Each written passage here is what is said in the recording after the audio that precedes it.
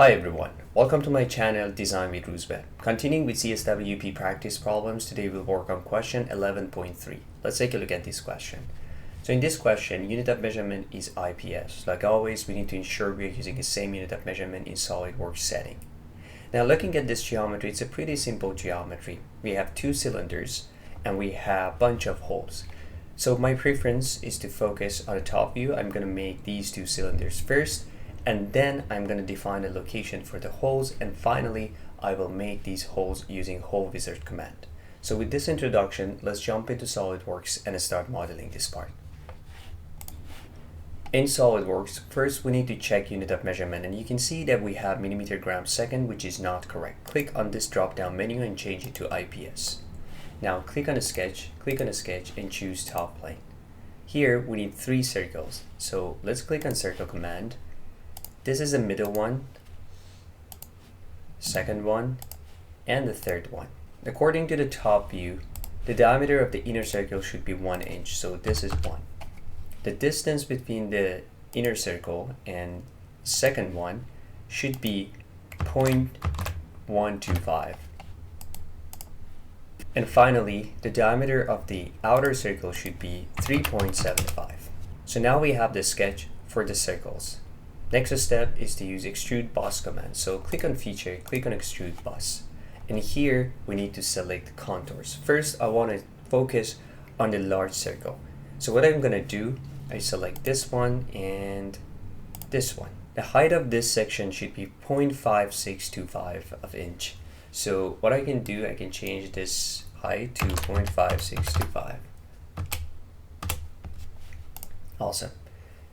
Next, we focus on the second part of the geometry, which is the small cylinder. In order to make that cylinder, I can take advantage of the previous sketch. So click on extrude boss, click on this drop down menu, click on this drop down menu and activate this sketch. Okay, so now I have this sketch. Simply select this contour and change the direction. The height of this section should be 0.125. Click on OK, and that's it. So now I have the geometry made.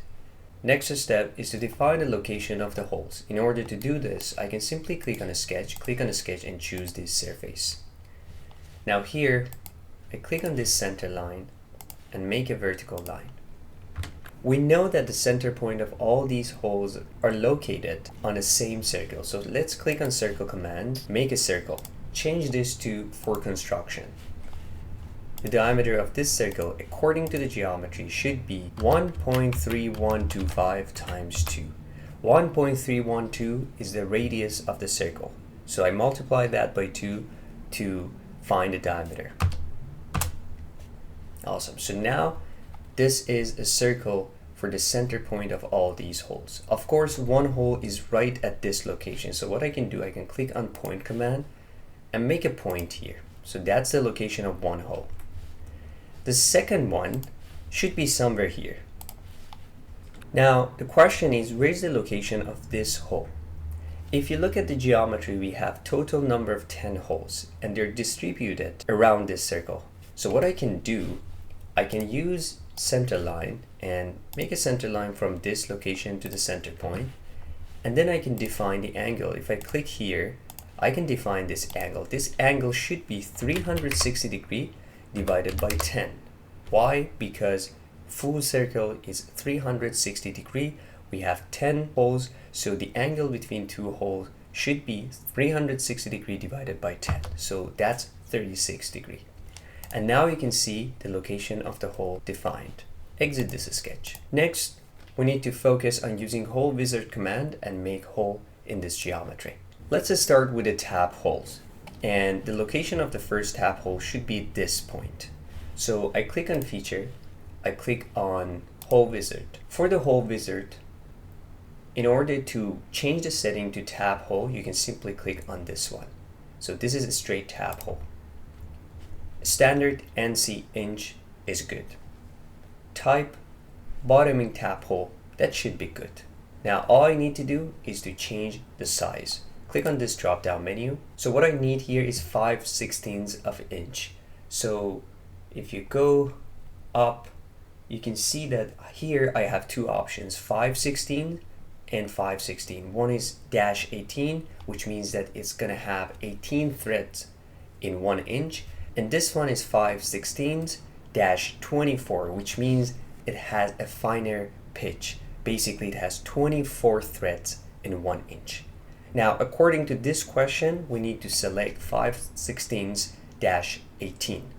So click on it, and now the hole is defined. Everything else should be okay. Next, I click on position, and in order to define a position, like always, I click on this top surface. And now I can simply place the hole in proper location, which is this point. So click on it, click on OK, and that's it. So that's the hole that we want to have on this geometry. Now, of course, I need to have 4 similar holes. So what I can do, I can use circular pattern. So from feature, click on this drop down menu and choose circular pattern. For the feature, the hole is selected, 5/16-18 tab hole. So that's good. For the direction, you can simply use edge of any circle in this geometry. I can simply use this edge. And now you can see the preview. Quantity 5 is correct. Click on OK, and that's it. So next, we are going to focus on the other hole. This hole is going to be a counterbore 3/8 of inch. So let's go to feature, click on a hole wizard, and here I'm going to change the setting to counterbore. NCH is correct. For the type, click on this drop down menu and change it to socket head cap. So here you can see that we have socket head cap screw. Click on it. For the size, it should be 3/8 of inch. So click on this drop down menu and then 3/8. And the rest of the setting should be okay. Click on position. Click on this top surface. And now we know the location. The location should be this point. So click here, click on OK, and that's it. So now you can see the preview of this hole. Now we need 4 more copies of this hole. So what I can do from feature, I can click on drop down menu, choose circular pattern. The hole is automatically selected because it was the last command we used. For the direction, same. You can choose this edge, and now you can see the preview. Click on OK, and that's it. Awesome, that's it. That's basically the geometry that we want. We have 2 cylinders, we have 10 holes from 2 different types, and now it's time to go back to the question, check the volume, and make sure that this model is correct. Let's go back to the question and check the final answer. In the question, you can find the total volume here. The total volume for this object is 4.98 cubic inches. Let's go back to SolidWorks and check the volume for our model. In SolidWorks, in order to check the volume, you can click on Evaluate and then Mass Properties. And here you can see the total volume. The total volume for our model is 4.98 cubic inches.